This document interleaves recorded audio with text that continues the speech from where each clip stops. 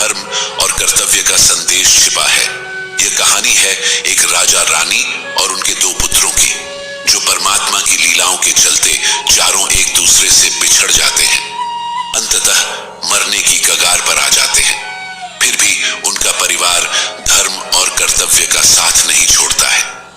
तो चलिए साथियों, बिना देरी किए आज की कहानी शुरू करते हैं। प्यारे साथियों, यह कथा प्राचीन समय की है।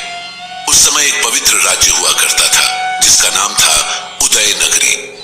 इस राज्य में एक राजा राज्य करते थे जिन्हें सभी लोग राजा उदय सिंह के नाम से जानते थे। वे बहुत ही महान दानी और धर्मनिष्ठ थे। उनके द्वार से कोई भी याचक खाली हाथ नहीं लौटता था। राजा उदय की रानी का नाम था रत्नावती। रानी रत्नावती न केवल अद्भुत रूपवती थी, बल्कि अत्यंत पतिव्रता और गुणों की खान थी। राजा उदय सिंह अपनी रानी से अत्यधिक प्रेम करते थे। राजा और रानी के दो पुत्र थे। बड़े पुत्र का नाम कुशल और छोटे का नाम नीरज था। दोनों पुत्र संस्कारवान और अपने माता पिता के प्रति आज्ञाकारी थे। एक दिन दो तपस्वी साधु उसी उदय नगरी में पहुंच गए जहां राजा उदय सिंह शासन करते थे।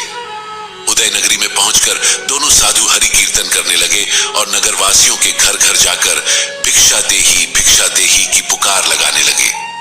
साधुओं को देखकर कुछ नगरवासी उनके पास आए और बोले, बाबा, आप यहां समुद्र किनारे खड़े होकर एक एक बूंद के लिए क्यों तरस रहे हैं? साधुओं ने पूछा, आपका क्या मतलब है? नगरवासी बोले, महात्मा जी, सच तो यही है। आप हमारे नगर में आए हैं और यहाँ भी एक एक मुट्ठी अनाज के लिए भटक रहे हैं। इससे अच्छा तो यह है कि आप हमारे राजा महाराज उदय सिंह के पास चले जाएं। वे इतने दानी हैं कि उनके दरबार से कोई याचक खाली हाथ नहीं लौटता। आपको वहां जो चाहिए वह अवश्य मिलेगा। इसलिए हमारी बात माने और अब भी महाराज उदय सिंह के पास चले जाएं। हमें यकीन है कि वहां आपकी सभी इच्छाएं पूर्ण हो जाएंगी। साधुओं ने कहा, अच्छा, यदि ऐसा है तो हमें मार्ग दिखाओ। अब हम आपके महाराज के दरबार में ही भिक्षा मांगेंगे। कुछ समय बाद दोनों महात्मा राजा उदय सिंह के महलों के सामने पहुंच गए। जैसे ही साधुओं ने राजा के द्वार पर आवाज लगाई, भिक्षा देही, वैसे ही राजा के सेवक बाहर आए और बोले, महाराज, आदेश करें, आपको भिक्षा में क्या चाहिए? मैं आपकी आज्ञा अनुसार वह सामग्री अभी महलों से ले आता हूं। सेवक की बात सुनकर साधु बोले, हम बहुत ही तपस्वी साधु हैं और बड़ी दूर से आपके राजा की ख्याति सुनकर यहाँ आए हैं। हमने सुना है कि आपके महाराज अपने द्वार से किसी भी याचक को खाली हाथ नहीं जाने देते। हम भी एक विशेष इच्छा लेकर आपके राजा के पास आए हैं। यदि राजा हमारी वह इच्छा पूरी कर दे तो हमारा यहाँ आना सफल हो जाएगा। इसीलिए आप जाकर अपने महाराज को सूचित करें कि द्वार पर दो तपस्वी साधु खड़े हैं और उनसे मिलना चाहते हैं। सेवक ने महात्माओं के ऐसे वचन सुने तो हाथ जोड़कर बोला, महात्मा जी, आप यहीं ठहरे, मैं अभी महाराज को सूचित करता हूं। यह कहकर सेवक महलों के भीतर चला गया। कुछ समय पश्चात सेवक राजा की आज्ञा लेकर लौटा और बोला, चलिए, महाराज ने आपको दरबार में बुलाया है। दोनों साधु सेवक के पीछे पीछे दरबार की ओर चल दिए। जैसे ही दोनों साधु राजा उदय सिंह के दरबार में पहुंचे और राजा की दृष्टि तपस्वी पर पड़ी, राजा तुरंत अपना सिंहासन छोड़कर उठ खड़ा हुआ। वह महात्माओं के पास आया और बारी बारी से उन्हें प्रणाम करते हुए बोला, महाराज, यह मेरे जीवन का परम सौभाग्य है कि आज मेरे द्वार पर दो सिद्ध महात्मा पधारे हैं। यह मेरे लिए ईश्वर की असीम कृपा है। कृपया पहले आप आसन ग्रहण करें। यह कहकर राजा उदय सिंह ने अपने सिंहासन पर दोनों महात्माओं को बिठा दिया। फिर उसने आरती का थाल मंगवाया, महात्माओं की आरती उतारी और उनके चरण पखारे। ये सब करने के बाद राजा ने आदर पूर्वक पूछा, महाराज, कृपया बताएं, आपके यहाँ आने का उद्देश्य क्या है? किस लिए आप मुझसे मिलने आए हैं? राजा की बात सुनकर साधु बोले, महाराज, आपकी उदारता और दानवीरता की चर्चा चारों दिशाओं में है। ये कहा जाता है कि राजा उदय सिंह के द्वार से कोई भी याचक खाली हाथ नहीं लौटता। हम भी एक इच्छा लेकर आपके पास आए हैं। राजा उदय सिंह ने कहा, हाँ महाराज, बताएं, आपकी क्या इच्छा है? क्या आपको अन्न चाहिए, सोना चांदी चाहिए या हीरे जवाहरात? आप जो भी चाहते हैं मुझे बताएं, मैं आपकी वह इच्छा तुरंत पूरी करूंगा। आप बस आदेश करें। साधु बोले, राजन, हम साधारण महात्मा नहीं हैं। हमें आपका यह सब कुछ नहीं चाहिए। राजा ने आश्चर्य से पूछा, तो फिर आपको क्या चाहिए? महात्मा समझाते हुए बोले, राजन, पहले हमें वचन दे कि हम जो मांगेंगे वह आप हमें देंगे। जब तक आप हमें वचन नहीं देते तब तक हम अपनी इच्छा आपके सामने प्रकट नहीं करेंगे। राजा उदय सिंह ने कहा, महाराज, आप यह कैसी बातें कर रहे हैं? आप मुझसे मेरे प्राण भी मांग लीजिए तो मैं वह भी हंसते हंसते दे दूंगा। कृपया अपनी इच्छा बताएं। साधु बोले, राजन, पहले हमें वचन दें। यह हमारा प्रण है। जब तक आप हमें वचन नहीं देंगे तब तक हम आपसे कुछ नहीं मांगेंगे। राजा उदय सिंह ने कहा, महाराज, यदि ऐसा है तो मैं आपको वचन देता हूं कि आप जो भी मांगेंगे वह आपको प्राप्त होगा। अब कृपया आदेश करें। जैसे ही राजा ने यह वचन दिया, साधुओं के मुख पर एक रहस्यमय मुस्कान तैर गई। साधु बोले, राजन, जब हम यहां आए थे तो हमारा उद्देश्य मात्र भिक्षा लेना था और फिर अपने स्थान पर लौट जाना था। लेकिन जब आपने हमें अपने सिंहासन पर बैठाया तो हमारे मन में एक नया विचार आया। हमने जीवन भर तपस्या की है, अब क्यों न राजा होने का सुख भोगा जाए। इसीलिए राजन, हमें अपना राजपाट और सिंहासन दान में दे दीजिए। यही हमारी इच्छा है। आप चाहे तो इसे पूरा करें या अपने वचनों से मुकर जाएं। हम खाली लौट जाएंगे। साधु की इन बातों को सुनकर राजा उदय सिंह ने कहा, महात्मा जी, आज तक ऐसा कभी नहीं हुआ कि कोई याचक मेरे सामने आया हो और मैं उसे खाली हाथ लौटा दूं। यदि आपको मेरा राज्य चाहिए तो मैं अभी अपना ताज आपके सिर पर रख देता हूं। यह कहकर राजा ने अपना ताज उतारा और साधुओं को पहना दिया। फिर बोला, महात्मा जी, आज से आप इस राज्य के राजा हैं और मैं आपकी प्रजा। लेकिन मुनिश्रेष्ठ, मेरी आपसे एक विनती है। महात्मा बोले, कहो राजन, क्या कहना चाहते हो? राजा हाथ जोड़कर बोला, ऋषिवर, मैंने अपनी प्रजा को पुत्रवत स्नेह दिया है। कृपया ध्यान रखिए कि आपके किसी कार्य से मेरी प्रजा को कोई कष्ट न हो। साधु बोले, राजन, अब इस राज्य के स्वामी हम हैं। हम अपनी प्रजा को सुखी रखें या दुखी, यह हमारा निर्णय होगा। आपने हमें अपना राजपाट दान कर ही दिया है। अब एक और कार्य करो। राजा ने पूछा, अब क्या करना है? साधु बोले, राजन, पहले यह बताओ, तुम कितने प्राणी हो? राजा उदय सिंह ने कहा, महाराज, मेरे महलों में हम कुल 4 सदस्य हैं। मैं, मेरी प्राणप्रिय रानी रत्नावती, मेरा बड़ा बेटा कुशल और मेरा छोटा बेटा नीरज। ऋषि बोले, राजन, हम नहीं चाहते कि आप हमारे राज्य में रहें और हमारे राज्य संचालन में कोई बाधा उत्पन्न करें। हमें किसी भी प्रकार का हस्तक्षेप स्वीकार नहीं।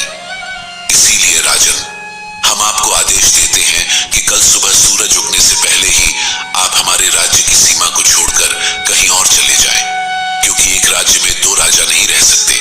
अगर आप यहाँ रहेंगे तो प्रजा आपको ही राजा मानेगी और हमें वह सम्मान नहीं मिलेगा जो राजा को मिलना चाहिए।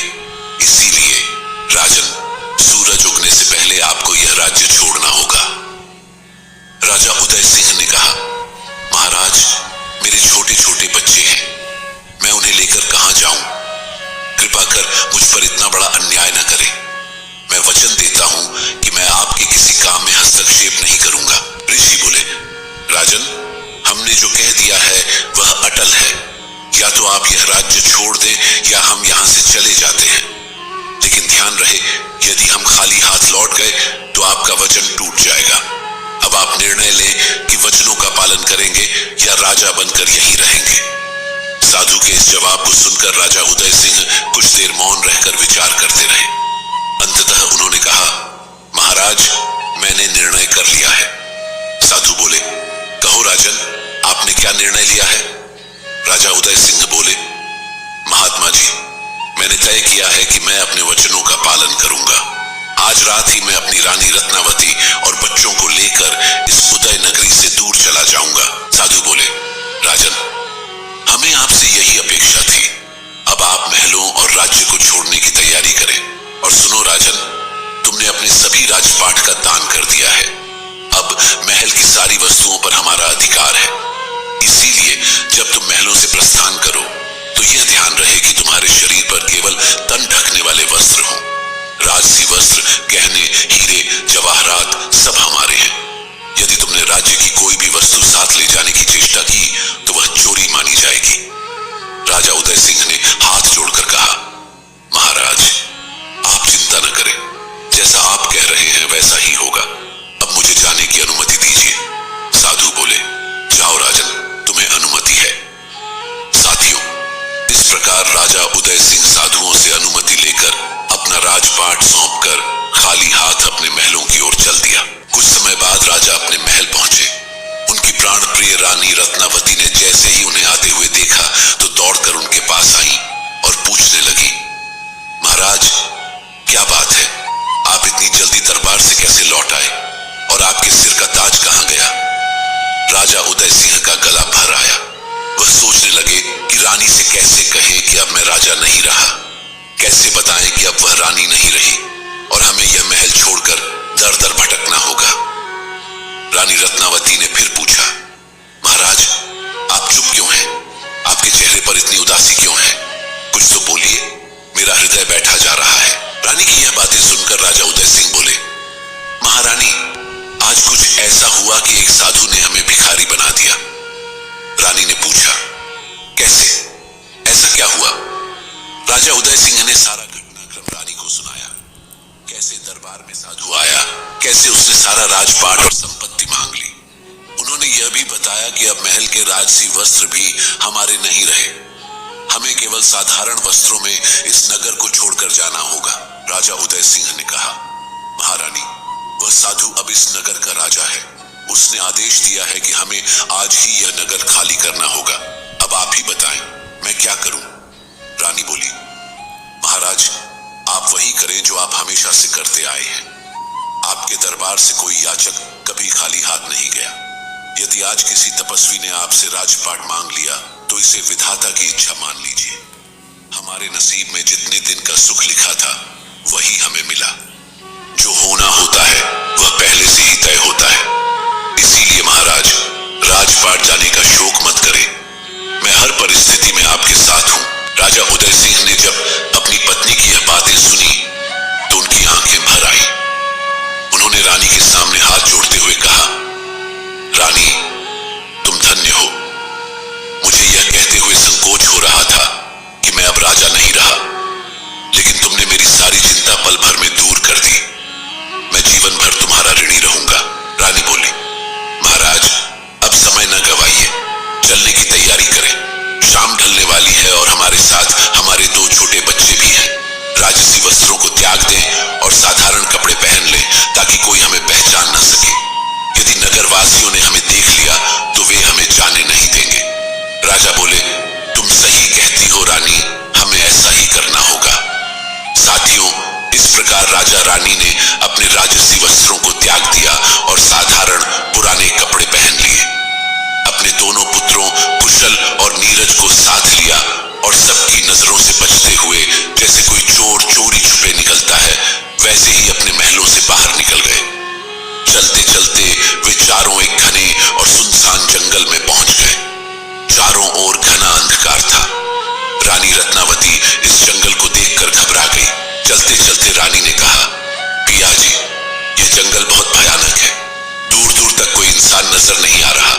हमारे छोटे छोटे बच्चे भी हमारे साथ हैं, मुझे उनकी चिंता हो रही है। राजा उदय सिंह बोले, रानी चिंता तो मुझे भी हो रही है कि कहीं कोई जंगली जानवर हम पर हमला न कर दे, लेकिन हम अभी भी अपने नगर की सीमा के भीतर हैं। यदि हमने रात को यहीं रुकने का निर्णय लिया और सुबह हो गई तो मेरा वचन टूट जाएगा। मैंने तपस्वी को वचन दिया है कि सूरज उगने से पहले मैं उदय नगरी से बाहर चला जाऊंगा, इसीलिए हमें निरंतर आगे बढ़ना होगा। रानी ने राजा की यह बात सुनी और कहा, ठीक है पिया जी, ईश्वर का नाम लेकर हम आगे बढ़ते हैं। अब केवल परमात्मा का ही सहारा है, वह जो करेंगे अच्छा ही करेंगे। इस प्रकार चारों प्राणी पूरी रात चलते रहे। सूरज उगने से ठीक पहले वे अपने नगर की सीमा को पार कर दूसरे राज्य की सीमा में प्रवेश कर गए। जब राजा उदय सिंह ने दूसरे राज्य की सीमा में कदम रखा तो उन्होंने राहत की सांस ली और रानी से कहा, प्रिय अब चिंता की कोई बात नहीं है, हम अपने राज्य की सीमा से बाहर आ गए हैं। चलो अब इस नगर में कोई ठिकाना ढूंढते हैं। भक्तों, चलते चलते वे नगर के बाहर स्थित एक सराय पर पहुंचे। उस सराय की स्वामिनी एक भटियारिन थी। उसके सामने हाथ जोड़कर कहा, मैया, हम विपत्ति में हैं। मेरे साथ मेरी पत्नी और 2 छोटे छोटे बच्चे हैं। यदि आपकी अनुमति हो तो हम कुछ समय आपकी सराय में ठहरना चाहते हैं। भटियारिन ने राजा और उनके परिवार की फटे पुराने कपड़ों में दशा देखी और बोली, मुसाफिर, यह सराय है, कोई यतीम खाना नहीं जहां कोई भी ऐसे ही आ जाए। यदि तुम्हें यहां रुकना है तो तुम्हें पैसे देने होंगे। यदि तुम्हारे पास पैसे नहीं है तो कहीं और ठिकाना ढूंढो। राजा उदय सिंह ने कहा, मैया, मेरे पास इस समय पैसे नहीं है, लेकिन एक उपाय है। भटियारिन ने पूछा, कौन सा उपाय? राजा उदय सिंह बोले, हम चारों आपके यहां काम करने के लिए तैयार हैं। हमें अपनी सराय में नौकरी पर रख लीजिए। जो भी काम होगा हम उसे कर देंगे। इसके बदले में आप हमें केवल 2 समय का भोजन और रहने का ठिकाना दे दीजिए। राजा उदय सिंह की बातों को सुनकर भटियारिन ने मन ही मन विचार किया, यह तो बड़ा अच्छा प्रस्ताव है। आजकल नौकर भी बड़े महंगे मिलते हैं और टिकते नहीं। यह तो मेरे लिए लाभकारी रहेगा कि मुझे बिना खर्च के 4 नौकर मिल रहे हैं। भटियारिन ने कहा, मुसाफिर, मुझे तुम्हारा प्रस्ताव मंजूर है, लेकिन मेरी कुछ शर्तें हैं। राजा उदय सिंह ने आदरपूर्वक पूछा, मैया, आपकी क्या शर्तें हैं? भटियारिन ने कहा, पहली शर्त यह है कि मैं तुम्हें जो भी काम दूंगी उसे तुम्हें करना होगा, चाहे वह कोई भी हो। राजा उदय सिंह ने विनम्रता से कहा, मैया, हमें आपकी यह शर्त स्वीकार है। भटियारिन ने आगे कहा, मेरी दूसरी शर्त यह है कि अगर तुम चारों में से कोई बीमार पड़ जाता है या किसी कारणवश मेरा दिया हुआ काम पूरा नहीं कर पाता है तो उस दिन मैं उसे भोजन नहीं दूंगी। राजा उदय सिंह ने फिर सिर झुकाते हुए कहा, मैया, हमें आपकी यह शर्त भी मंजूर है। भटियारिन ने कहा, अब सुनो कि किससे क्या काम करना होगा। भटियारिन ने राजा उदय सिंह से कहा, मुसाफिर, तुम्हारा काम यह होगा कि तुम प्रतिदिन सुबह भोर होते ही जंगल में जाओगे और वहां से 4 गट्ठर सूखी लकड़ियां काटकर मेरी सराय में लाओगे।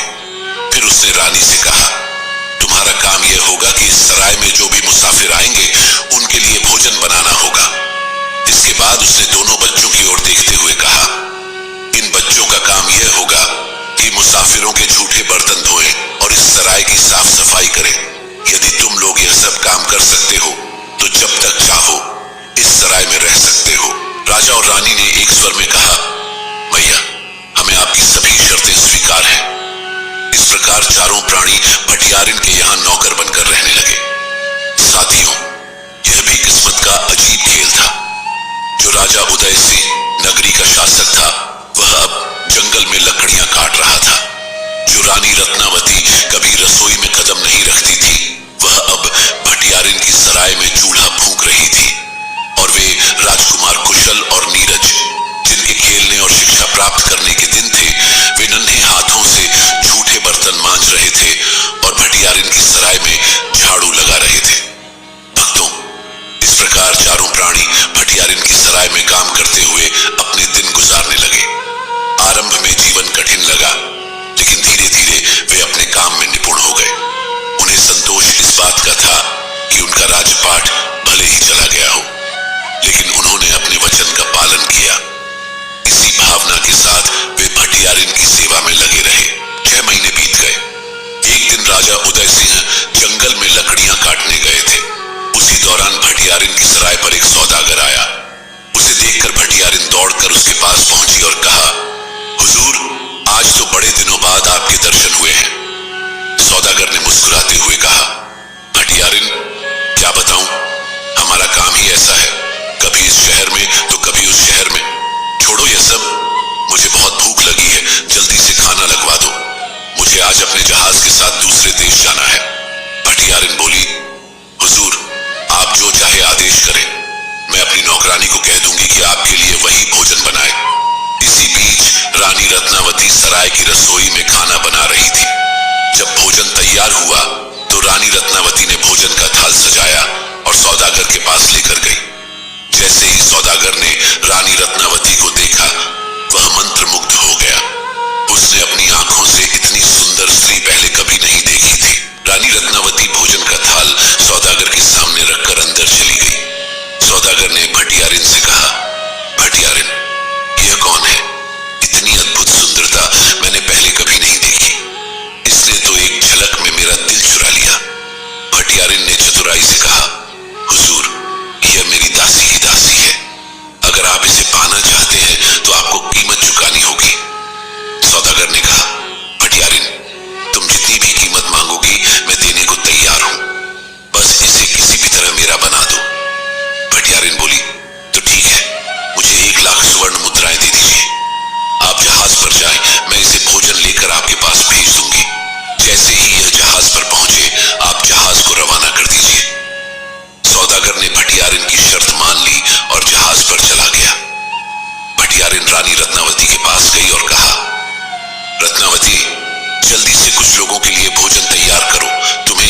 जहाज पर लेकर जाना होगा।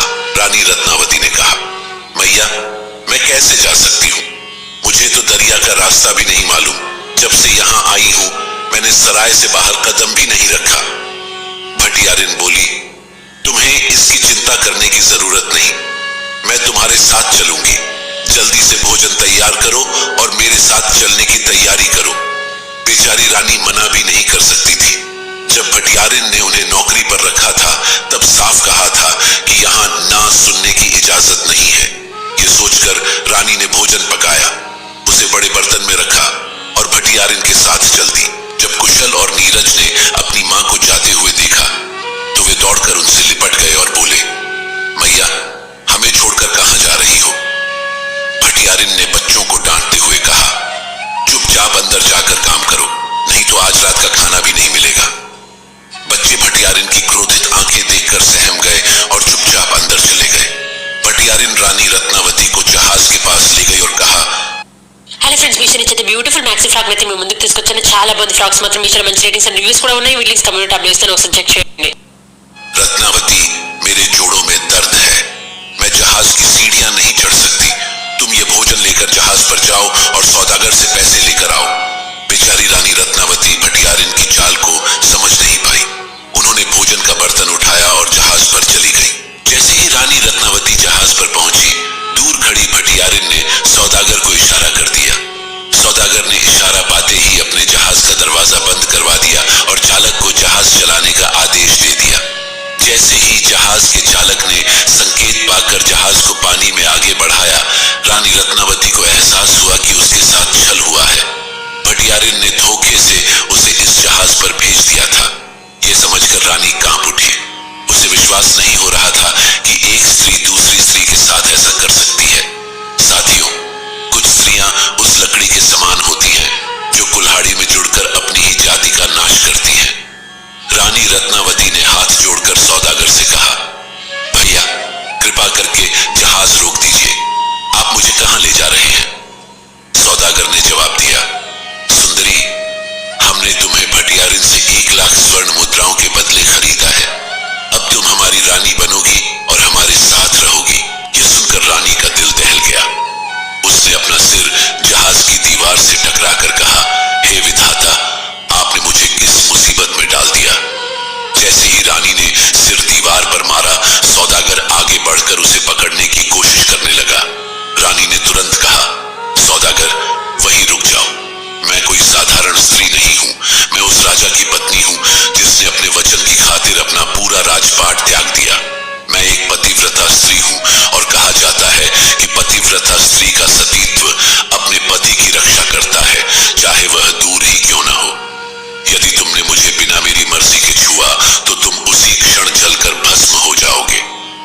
सौदागर ने हंसते हुए कहा, सुंदरी मुझे अपनी बातों से मत बहलाओ, मैंने बहुत अनुभव प्राप्त किया है और तुम्हारी बातों से डरने वाला नहीं हूं। भक्तों, जैसे ही सौदागर ने रानी को छूने के लिए हाथ बढ़ाया, उसे ऐसा लगा जैसे उसका शरीर भयंकर गर्मी से तपने लगा हो। घबराकर उसने तुरंत अपना हाथ पीछे खींच लिया। सौदागर बोला, ठीक है सुंदरी, मैं तुम्हें हाथ नहीं लगाऊंगा, लेकिन मेरी एक शर्त है। रानी ने कहा, बताइए आपकी शर्त क्या है?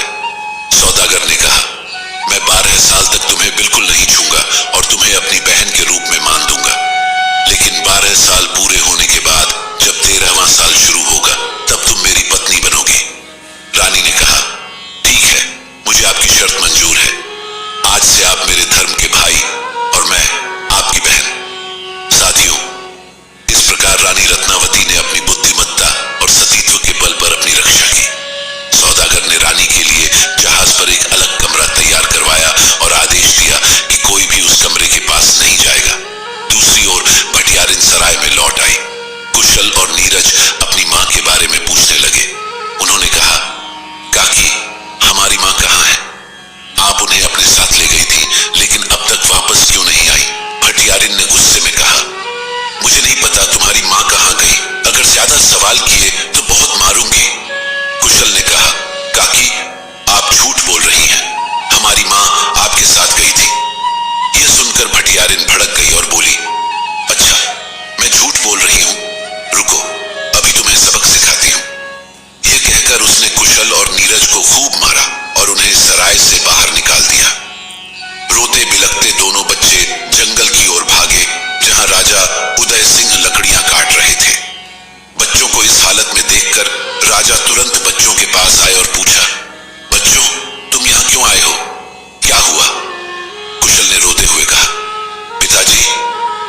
हमारी माँ को अपने साथ ले गई थी। अब वह तो लौट आई, लेकिन माँ अब तक वापस नहीं आई। जब हमने उनसे पूछा तो उन्होंने हमें बहुत मारा और सराय से बाहर निकाल दिया। पिताजी, हमें माँ के पास ले चलिए, हमें उनकी बहुत याद आ रही है। यह सुनकर राजा ने अपने दोनों बच्चों को सीने से लगा लिया और कहा, चुप हो जाओ मेरे बच्चों, तुम्हारी माँ यही कहीं आसपास होगी। चलो हम उन्हें ढूंढ निकालते हैं। राजा उदय सिंह ने अपने दोनों पुत्रों को अपनी गोदी में उठाया और भटियारिन की सराय की ओर बढ़ चले। जब राजा उदय सिंह सराय पर पहुंचे और भटियारिन से रानी रत्नावती के बारे में पूछा तो भटियारिन ने कठोरता से कहा, मुझे क्या पता तेरी पत्नी कहां गई, भाग गई होगी किसी के साथ। क्या मैं तेरी औरत की रखवाली के लिए बैठी हूं? कुशल ने तुरंत कहा, पिताजी, ये औरत झूठ बोल रही है। यही हमारी मां को जबरदस्ती कहीं ले गई थी। हमारी मां जाना नहीं चाहती थी, लेकिन इसने उसे मजबूर किया। तब से मां वापस नहीं आई। राजा उदय सिंह हाथ जोड़कर विनम्रता से बोले, भटियारिन, हम पहले ही विपत्ति में हैं। कृपा करके सच सच बता दो कि मेरी पत्नी कहां है, हमें और मत तड़पाओ। भटियारिन गुस्से में कहने लगी, लगता है तुम ऐसे नहीं मानोगे, राजा के सिपाहियों को बुलाना पड़ेगा। जब तुम्हें डंडे पड़ेंगे तभी अक्ल आएगी। एक तो मैंने तुम्हें आश्रय दिया और तुम उल्टा मुझ पर ही आरोप लगा रहे हो। अब यहां से चले जाओ, मेरी सराय में तुम्हारे जैसे लोगों के लिए कोई जगह नहीं है। अगर दोबारा दिखाई दिए तो चोरी का इल्जाम लगाकर तुम्हें जेल भिजवा दूंगी। राजा उदय सिंह ने दुखी होकर अपने बच्चों से कहा, पुत्रों, यह स्त्री दुष्ट है, यह हमें कुछ नहीं बताएगी। अब हमें खुद ही तुम्हारी मां को ढूंढना होगा। यह कहते हुए राजा उदय सिंह ने अपने दोनों पुत्रों को अपनी गोदी में उठाया और सराय से आगे बढ़ गए। साथियों, देखिए धर्म पर चलने वालों की राहों में कैसी कैसी कठिनाइयां आती हैं। राजा उदय सिंह, जिसने पहले अपना राजपाट खो दिया, फिर भटियारिन की सराय में नौकर बनकर लकड़ियां काटी और अब उसकी प्राणप्रिय पत्नी भी उससे बिछड़ गई, लेकिन राजा ने हार नहीं मानी और अपने बच्चों के साथ आगे बढ़ते चले गए। चलते चलते राजा उदय सिंह एक नदी के किनारे पहुंचे। नदी किनारे पहुंचकर राजा ने अपने बड़े पुत्र कुशल से कहा, पुत्र, तुम यहीं ठहरो, पहले मैं तुम्हारे छोटे भाई नीरज को नदी पार कराता हूं, फिर तुम्हें ले जाऊंगा। कुशल ने कहा, ठीक है पिताजी, पहले आप छोटे भाई को पार करा दे, फिर मुझे। राजा उदय सिंह ने अपने छोटे बेटे नीरज को कंधे पर बिठाया और नदी पार कराने लगे। उन्होंने नीरज को नदी के उस पार पहुंचा दिया। जैसे ही राजा उदय सिंह अपने बड़े बेटे कुशल को लेने के लिए वापस लौटने लगे, अचानक जंगल से एक शेर निकल आया। शेर धीरे धीरे छोटे बेटे नीरज की ओर बढ़ने लगा। नीरज ने शेर को अपनी ओर आते देख घबराकर चिल्लाया, पिताजी, मुझे बचाइए, ये शेर मुझे खा जाएगा। जैसे ही राजा उदय सिंह ने अपने पुत्र की आवाज सुनी, वह घबराकर पीछे मुड़े। इस घबराहट में राजा का संतुलन बिगड़ गया और वह नदी में गिरकर डूबने लगे। इधर कुशल नदी के दूसरे किनारे खड़ा अपने पिता के लौटने का इंतजार कर रहा था। उधर दूसरे किनारे पर खड़े नीरज को शेर अपने जबड़ों में दबाकर जंगल की ओर ले गया। इस प्रकार चारों प्राणी एक दूसरे से अलग हो गए। लेकिन साथियों, कहते हैं कि जाको राखे साइया, मार सके न कोई। देखिए नियति कैसे उनका मार्ग प्रशस्त करती है। नीरज, जिसे शेर अपने जबड़ों में दबाकर ले जा रहा था, उस पर एक शिकारी की नजर पड़ी। शिकारी ने अपने तीर कमान से शेर पर वार किया। तीर लगते ही शेर घबरा गया और इस घबराहट में नीरज शेर के मुख से नीचे गिर पड़ा। शिकारी तुरंत दौड़कर नीरज के पास पहुंचा और उसे अपने सीने से लगाकर अपने घर ले गया। उधर राजा उदय सिंह का बड़ा बेटा कुशल, जो अपने पिता के लौटने की प्रतीक्षा कर रहा था, देर तक इंतजार करता रहा। जब उसके पिता नहीं लौटे तो वह रोने लगा और थककर नदी किनारे रेत पर सो गया। अगली सुबह उस नगर का धोबी अपने कपड़े धोने के लिए उसी किनारे पर आया। जैसे ही उसने कुशल को सोते हुए देखा, वह उसके पास गया और उसे जगाया। धोबी ने पूछा, बेटा, तुम कौन हो और यहां नदी किनारे क्या कर रहे हो? कुशल ने अपनी पूरी कहानी सुनाई और कहा, बाबा, मैं तो एक राजकुमार हूं, लेकिन अब मैं अनाथ हूं। इस दुनिया में अब मेरा कोई नहीं है। धोबी ने कहा, बेटा, ऐसा नहीं कहते। जिसका कोई नहीं होता, उसका ईश्वर होता है। आज से मैं तुम्हारा पिता हूं और तुम मेरे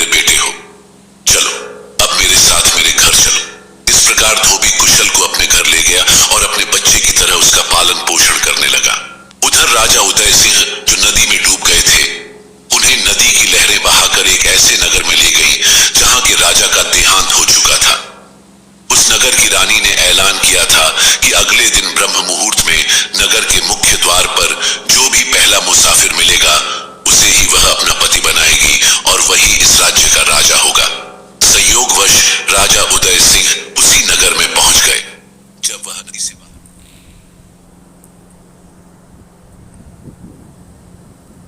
खुलने का इंतजार करने लगे, साथियों, जैसे ही ब्रह्म मुहूर्त में नगर का फाटक खुला, सैनिकों ने राजा उदय सिंह को फाटक के बाहर खड़ा देखा। उन्होंने राजा उदय सिंह को पकड़ लिया। राजा उदय सिंह ने कहा, सैनिकों, मैं निर्दोष हूं, मैंने कोई अपराध नहीं किया, आप मुझे कहां ले जा रहे हैं? सैनिकों ने कहा, कुछ देर शांत रहिए, आपको जल्द ही सब समझ आ जाएगा।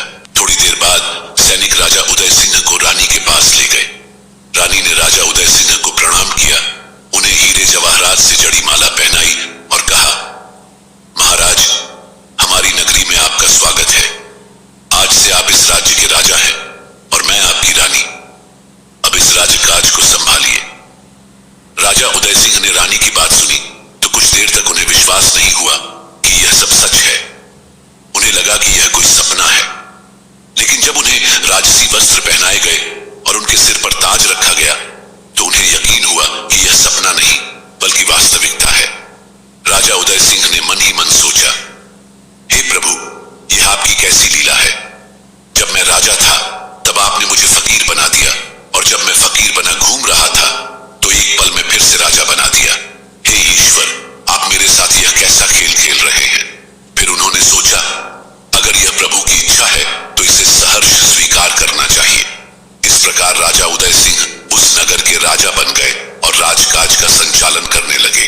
राजा उदय सिंह के गद्दी संभालते ही पूरे राज्य में खुशहाली फैल गई। पहले जिस राज्य में घूसखोरी और रिश्वतखोरी थी, वहां अब न्याय और धर्म का राज्य स्थापित हो गया। राजा उदय सिंह ने अपनी नीतियां इतनी प्रभावी और न्यायप्रिय बनाई कि राज्य में सभी प्रकार की बुराइयां समाप्त हो गई। लोग एकता और प्रेम के साथ रहने लगे और चारों ओर खुशहाली फैल गई। लूटपाट जैसी समस्याएं पूरी तरह खत्म हो गई। इस प्रकार राजा उदय सिंह ने 11 वर्षों तक उस राज्य पर सफलतापूर्वक राज किया। इन 11 वर्षों में बहुत कुछ बदल चुका था। राजा के दोनों पुत्र कुशल और नीरज, जिनमें से एक को शिकारी अपने घर ले गया था और दूसरे को धोबी ने अपनाया था, अपनी नई राह पर बढ़ चुके थे। अब जवान हो चुके थे। संयोग से वे दोनों उसी नगर में पले बड़े थे जहां राजा उदय सिंह अब राजा बनकर राज्य का संचालन कर रहे थे। जब दोनों पुत्र युवा हुए, उसी समय राजा उदय सिंह ने घोषणा की कि सेना के विस्तार के लिए नौजवानों की आवश्यकता है। इसके लिए राजा ने एक प्रतियोगिता का आयोजन करवाया और कहा कि जो भी इस प्रतियोगिता को जीतेगा उसे सेना में शामिल होने का मौका मिलेगा।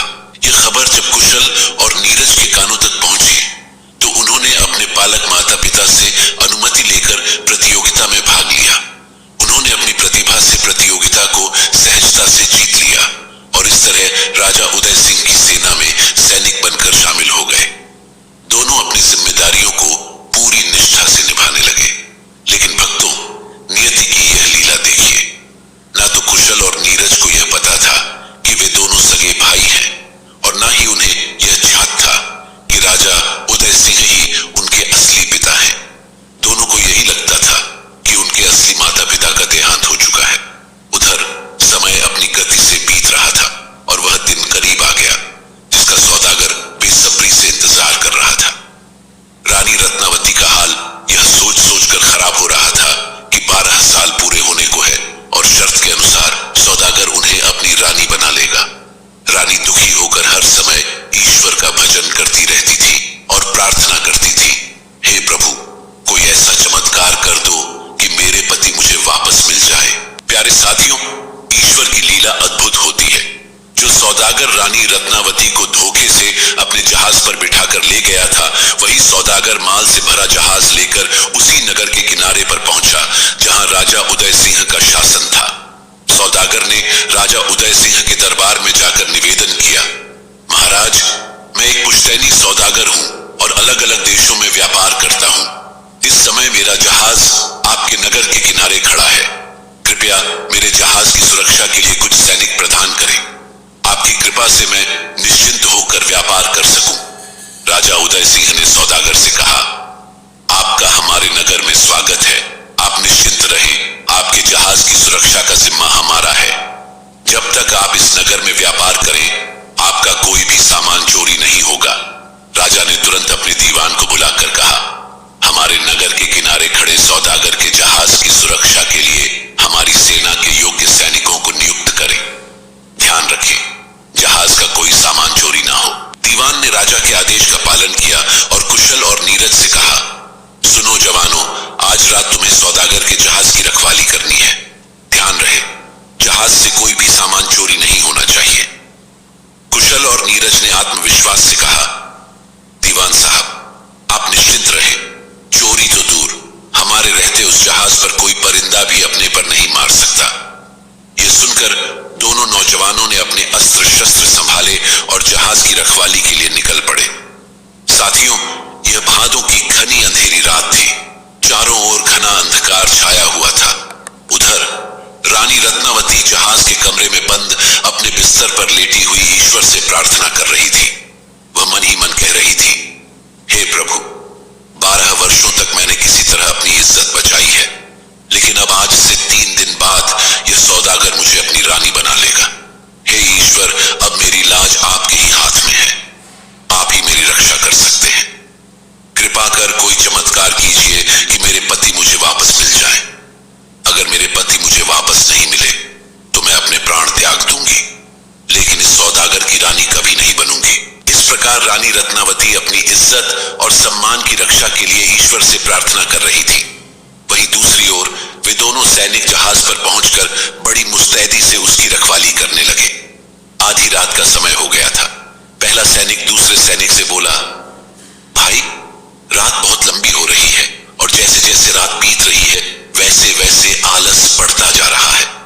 कोई ऐसी बात करो, कोई ऐसी कहानी सुनाओ जिससे यह रात कट जाए। दूसरे सैनिक ने जवाब दिया, हाँ भाई, ये तो सही है।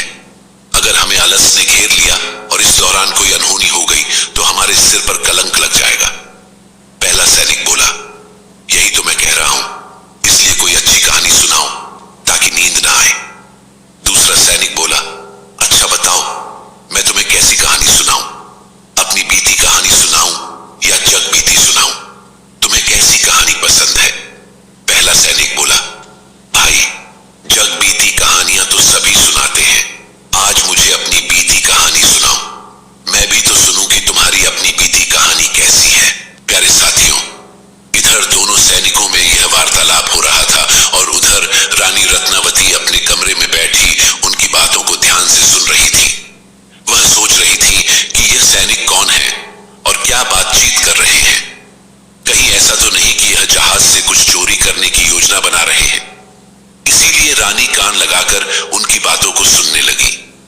तभी दूसरा सैनिक पहले से बोला, सुनो भाई, अब मैं तुम्हें अपनी बीती कहानी सुनाता हूं। मित्र, यहां से कई मील दूर एक उदय नगरी है। उस पर महाराज उदय सिंह का शासन था। उनकी एक रानी थी जिन्हें सभी महारानी रत्नावती के नाम से जानते थे। राजा और रानी के 2 पुत्र थे। बड़े पुत्र का नाम कुशल था और छोटे पुत्र का नाम नीरज। चारों अपने महलों में बड़े सुखपूर्वक जीवन बिता रहे थे।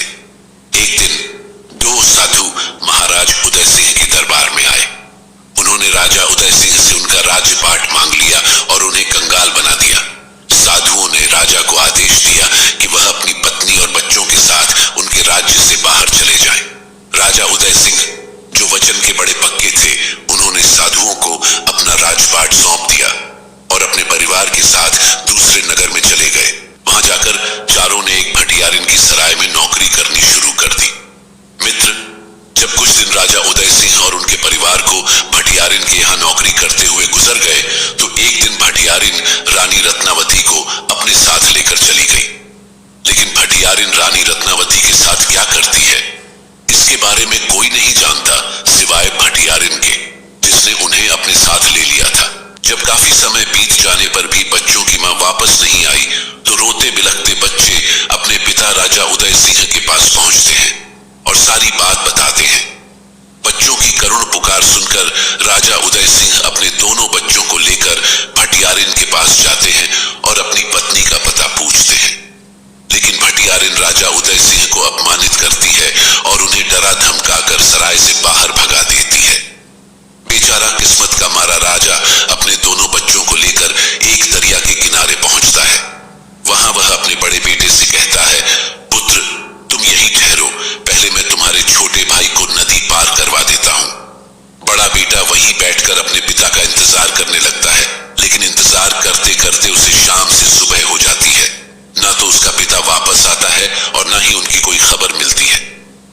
बेचारा अपने पिता का इंतजार करते करते वहीं नदी किनारे रेत पर सो जाता है। उसकी नींद तब खुलती है जब एक दयालु धोबी वहां आकर उसे जगाता है। वह धोबी बड़ा ही रहमदिल इंसान था। उसने उस बच्चे को अपने घर ले जाकर पाला पोसा और बड़ा किया। जब वह लड़का बड़ा हुआ तो उसने एक राजा की सेना में भर्ती होकर सैनिक बनकर अपना जीवन शुरू किया। आज जो सैनिक तुम्हारे सामने खड़ा होकर इस जहाज की रखवाली कर रहा है वह और कोई नहीं बल्कि वही बच्चा है जिसे बचपन में अपने माता पिता और भाई से बिछड़ने का दर्द सहना पड़ा था। अब वह एक अनाथ की तरह एक सैनिक बनकर जीवन व्यतीत कर रहा है। मित्र, यही मेरी अपनी बीती कहानी है। साथियों, जैसे ही नीरज दूसरे सैनिक के मुख से यह बातें सुनता है तो वह तुरंत पहचान जाता है कि सैनिक के भेष में जो नौजवान खड़ा है वह कोई और नहीं बल्कि उसका अपना बड़ा भाई कुशल है। उधर जहाज के कमरे में बैठी रानी रत्नावती भी सैनिक की बातें सुनती है। जैसे ही वह यह कहानी सुनती है वह तुरंत पहचान जाती है कि यह तो उनका बड़ा बेटा कुशल ही है। तभी पहला सैनिक जो नीरज था दूसरे सैनिक से कहता है, भाई, तुम्हारी कहानी सुनकर मुझे भी अपनी कहानी याद आ गई। मैं भी तुम्हें अपनी बीती कहानी सुनाना चाहता हूँ। मेरी कहानी भी वैसी ही है जैसी तुम्हारी कहानी है। तुम्हारी कहानी में एक धोबी उस बच्चे को अपने घर ले जाता है, लेकिन मेरी कहानी में एक शिकारी है। दूसरा सैनिक बोला, क्या मतलब? तुम कहना क्या चाहते हो? पहला सैनिक बोला, भाई, पहले मेरी पूरी कहानी सुन लो, तब तुम्हें सब बातें समझ आ जाएंगी। जब राजा उदय सिंह अपने बड़े बेटे को नदी किनारे छोड़कर छोटे बेटे को नदी पार करवाते हैं तो वे उसे दूसरे किनारे पर पहुंचा देते हैं।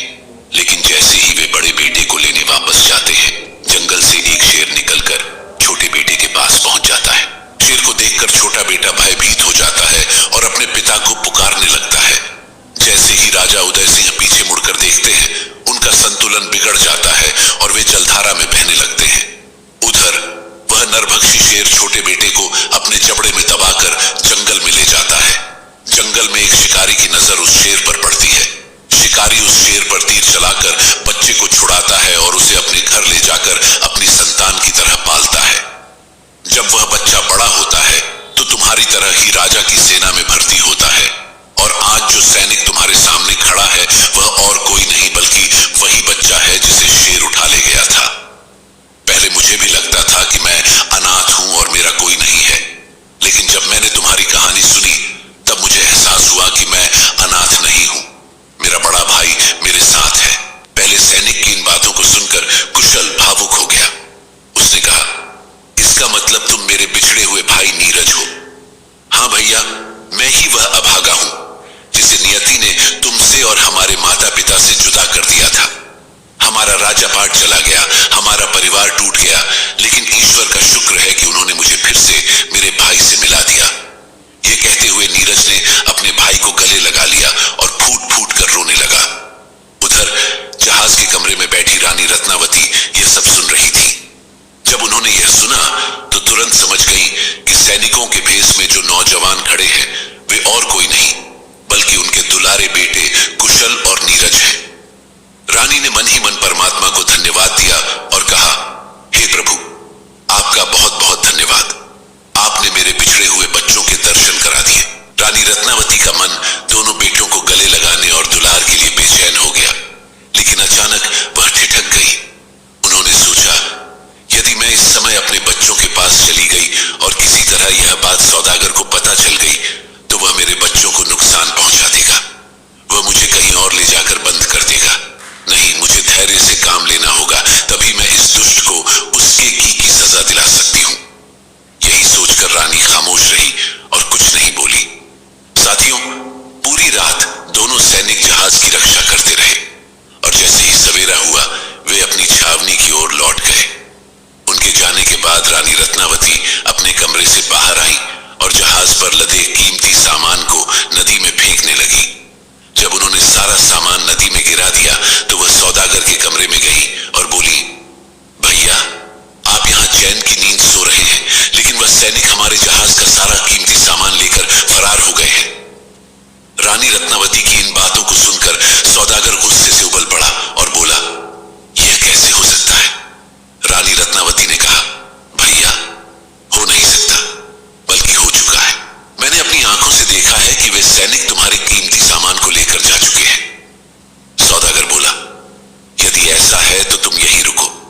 मैं अभी राजा के पास जाकर इस घटना की शिकायत करता हूं। यह कहकर सौदागर राजा उदय सिंह के दरबार की ओर चल पड़ा। वहां पहुंचकर वह राजा उदय सिंह के सामने अपनी व्यथा प्रकट करते हुए बोला, महाराज, मैं तो लुट गया, बर्बाद हो गया। जिन सैनिकों को आपने मेरे जहाज की रक्षा के लिए भेजा था, वही मेरे सामान को लूट कर चले गए। कृपया मेरा न्याय कीजिए। यदि मुझे मेरा सामान वापस नहीं मिला तो मैं यही आपके सामने अपने प्राणों की आहुति दे दूंगा। राजा उदय सिंह बोले, सौदागर, ये कैसे संभव है? हमारे सैनिक कभी ऐसा काम नहीं कर सकते। लेकिन अगर तुम ये कह रहे हो तो हम तुम्हारी बात का मान रखते हैं। क्या तुम्हारे पास कोई सबूत या गवाह है जो इस बात की पुष्टि कर सके कि चोरी हुई है और चोर हमारे सैनिक हैं? सौदागर बोला, हाँ महाराज, मेरी पत्नी इस बात की गवाह है। उसने अपनी आंखों से सैनिकों को सामान ले जाते हुए देखा है। राजा उदय सिंह बोले, यदि ऐसा है तो तुम अपनी पत्नी को बुला लाओ। हम अपने सैनिकों को बुलाते हैं, अभी सच्चाई का फैसला हो जाएगा। सौदागर ने कहा, ठीक है महाराज, आप अपने सैनिकों को बुलाइए, मैं अपनी पत्नी को लेकर आता हूं। कुछ समय बाद राजा उदय सिंह का दरबार लगता है। राजा उदय सिंह अपने दीवान को आदेश देते हैं, दीवान, उन दोनों सैनिकों को बंदी बनाकर दरबार में लाओ जो रात में सौदागर के जहाज की रखवाली कर रहे थे। दीवान तुरंत राजा के आदेश का पालन करता है और दोनों सैनिकों को बंधक बनाकर दरबार में ले आता है। इसके बाद राजा सौदागर से कहते हैं, सौदागर, तुम भी अपनी पत्नी को ले आओ। उसके बाद हम दरबार की कार्रवाई को आगे बढ़ाएंगे।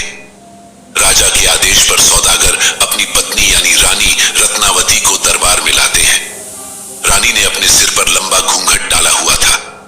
जब दोनों पक्ष आमने सामने आ जाते हैं तो राजा उदय सिंह दरबार की कार्यवाही को आरंभ करते हैं। राजा उदय सिंह कहते हैं, सौदागर, अपनी पत्नी से पूछो, क्या इन सैनिकों ने तुम्हारे जहाज पर चोरी की थी? सौदागर अपनी पत्नी से पूछता है, क्या यह वही सैनिक हैं जिन्हें तुमने माल ले जाते हुए देखा था? रानी रत्नावती स्वीकृति में अपनी गर्दन हिलाती है। राजा उदय सिंह कहते हैं, स्त्री, केवल गर्दन हिलाने से काम नहीं चलेगा। तुमने जो कुछ देखा है उसे साफ और स्पष्ट शब्दों में हमें बताओ। राजा की बात सुनकर रानी रत्नावती कहती है, महाराज, मैं आपको सारी बातें बताऊंगी, लेकिन पहले इन सैनिकों से कहिए कि यह वही कहानी सुनाए जो इन्होंने रात जहाज का पहरा देते हुए सुनाई थी। राजा उदय सिंह थोड़े हैरान होकर कहते हैं, सौदागर, कहीं आपकी पत्नी पागल तो नहीं है? हम यहाँ यह तय करने बैठे हैं कि आपके जहाज पर चोरी हुई है या नहीं, और यह कहानी सुनाने को कह रही है। यह क्या तरीका है? रानी रत्नावती कहती है, महाराज, सच्चाई तभी सामने आएगी जब यह वही कहानी सुनाएंगे। कृपया अपने सैनिकों को आदेश दें कि जो कहानी उन्होंने रात में सुनाई थी वही इस भरे दरबार में भी सुनाए। राजा उदय सिंह सैनिकों से कहते हैं, सैनिकों, तुमने रात कौन सी कहानी सुनाई थी उसे दरबार में सुनाओ। महाराज उदय सिंह के आदेश पर दोनों सैनिक वही कहानी सुनाते हैं जो उन्होंने रात जहाज पर पहरा देते हुए एक दूसरे को सुनाई थी। दोनों सैनिकों की कहानी सुनकर राजा उदय सिंह भावुक हो गए और बोले, सैनिकों, तुम्हारी कहानी में जिस पिता का जिक्र है वह पिता मैं ही हूं। जल में डूबने के बाद लहरें मुझे इस नगर तक ले आईं और यहाँ के लोगों ने मुझे इस नगर का राजा बना दिया।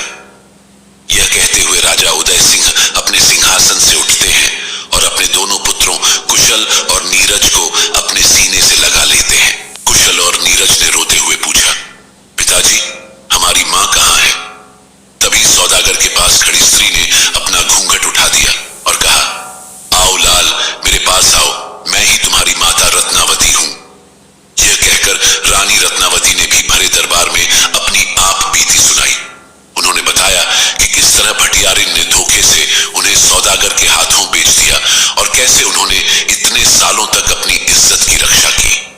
जब सौदागर ने रानी रत्नावती के ये वचन सुने तो वह भीतर तक कांप गया। उसने महाराज उदय सिंह के सामने रोते हुए कहा, महाराज, मुझे क्षमा कर दीजिए, मुझसे बहुत बड़ी गलती हो गई। ये सब मैंने जानबूझकर नहीं किया, मुझे तो भटियारिन ने बहका दिया था। राजा उदय सिंह बोले, सौदागर, जितना गुनहगार तू है उतनी ही दोषी वह भटियारिन भी है। तुम दोनों ने हमें धोखा दिया और हमारे परिवार को दुख पहुंचाया, इसलिए सजा भी तुम दोनों को बराबर मिलेगी। राजा उदय सिंह ने अपने सैनिकों से कहा, सैनिकों, दक्षिण दिशा में 50 मील दूर एक चक्रपुर नगरी है। वहां एक भटियारिन सराय चलाती है।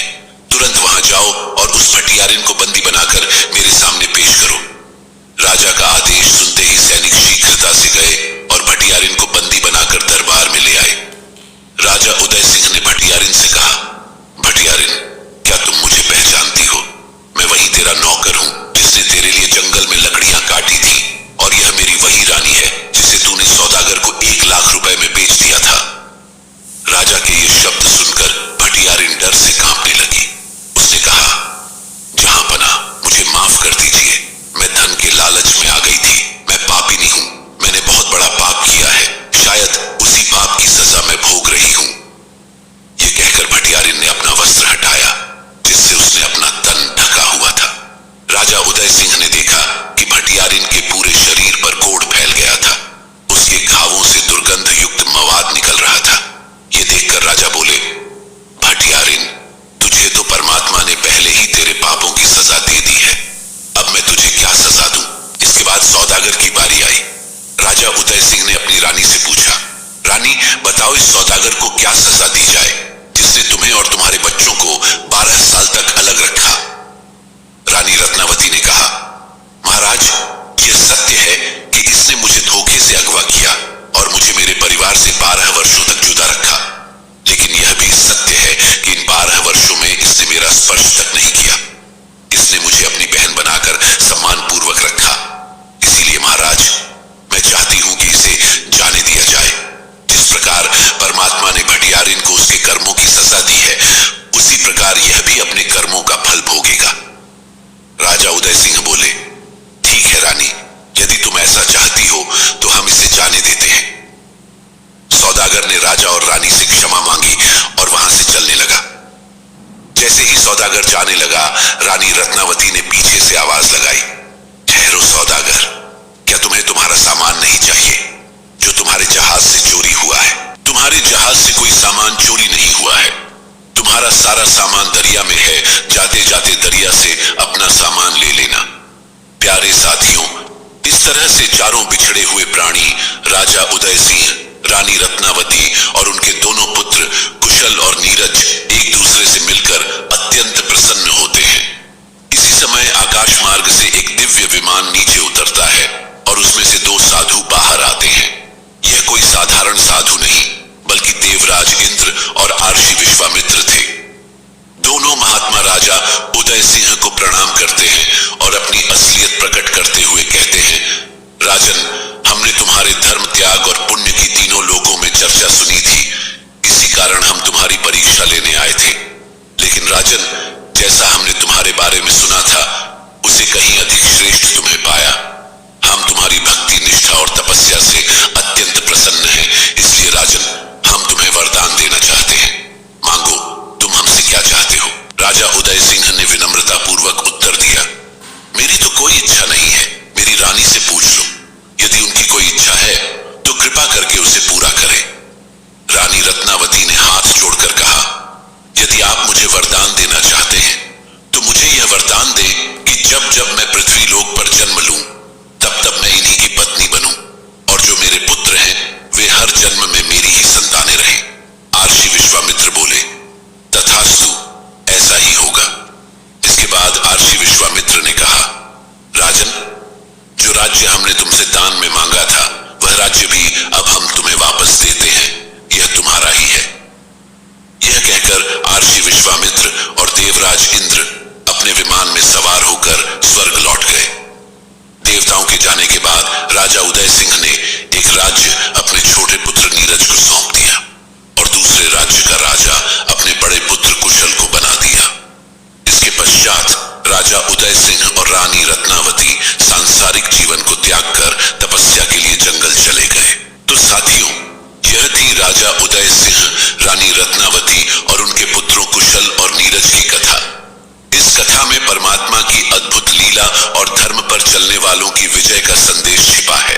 प्यारे साथियों, यह कहानी हमें सिखाती है कि चाहे कितनी भी कठिनाइयां आए, अगर हम धैर्य और भगवान पर अटूट विश्वास बनाए रखें तो वे हमारी परीक्षा